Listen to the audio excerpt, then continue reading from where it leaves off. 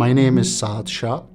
I'm the managing partner and co-founder of the Noetic Fund. So the Noetic Fund is a venture fund that is focused on investing in central nervous system related opportunities.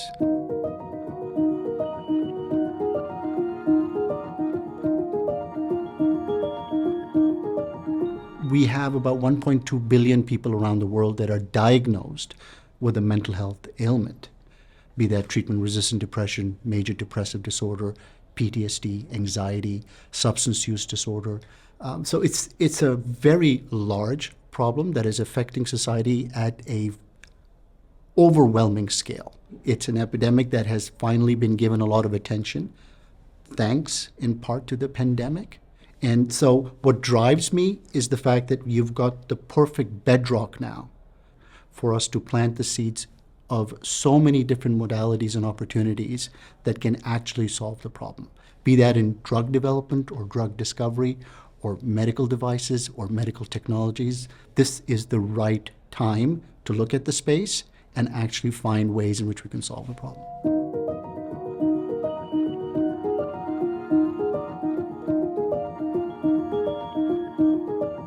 The two individuals that inspire me the most really are my two daughters. I've seen the trials and tribulations that they've had to go through, especially during the pandemic. I've been fortunate, I guess, that in my lifetime I've only known one person that's committed suicide. Between my two daughters, who are 23 and 18, over the last 7 years, they've known 5 individuals in their ecosystem. There's something wrong with that picture. And so when I take a look at how they're coping with all the stresses that are around them, it's a very competitive environment. The schools have gotten a lot tougher. The need to achieve has gone up. And then with the added pressure of all the social media pressures that are abound, the way that they've managed to cope with that, that's what inspires me, in all sincerity.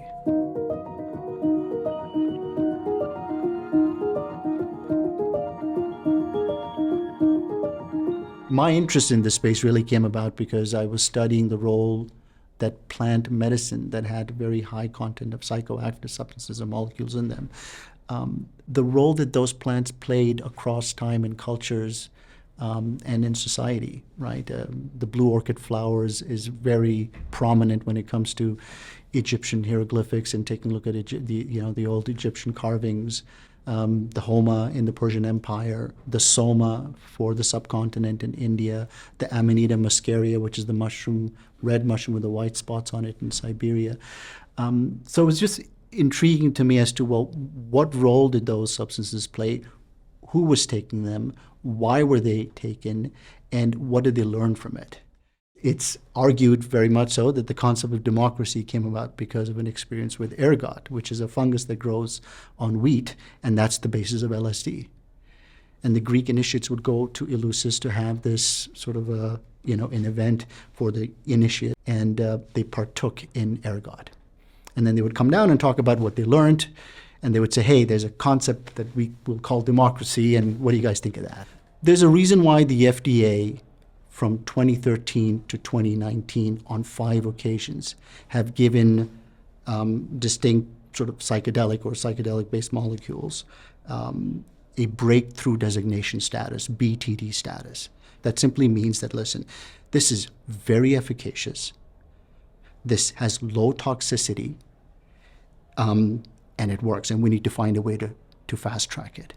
So there are 5 instances. You've got 2 for ketamine, 1 for MDMA, and 2 for psilocybin.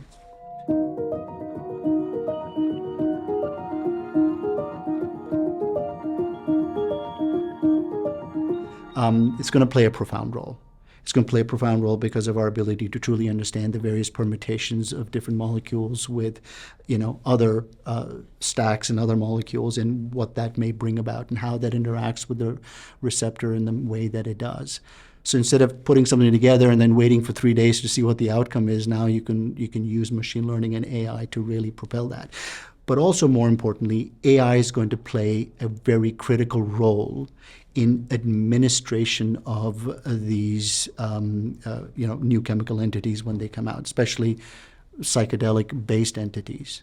AI and technology can play a role in being essentially a critical assistant to the psychedelic-assisted therapist or the doctor in ensuring that this is done in the right way. There's various ways in which we're seeing AI come into the equation, into the picture. It is definitely a big part of why we're so excited about neuroscience now, is because of what we've learned through AI, through machine learning.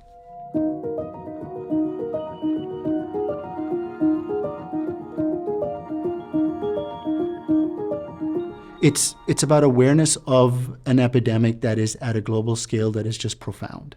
So first we have to realize the scale of this. Secondly, we have to realize the impact that it's having on all of us. And the third thing we have to really get excited about, quite frankly, is that there are modalities that are working.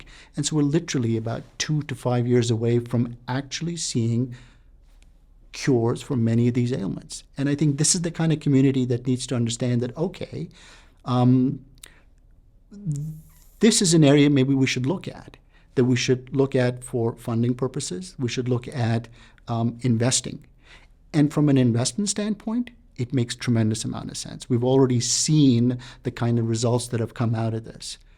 Everybody's concerned about mental health and how to improve their mental health and mental well-being. Everybody's on a very different scale.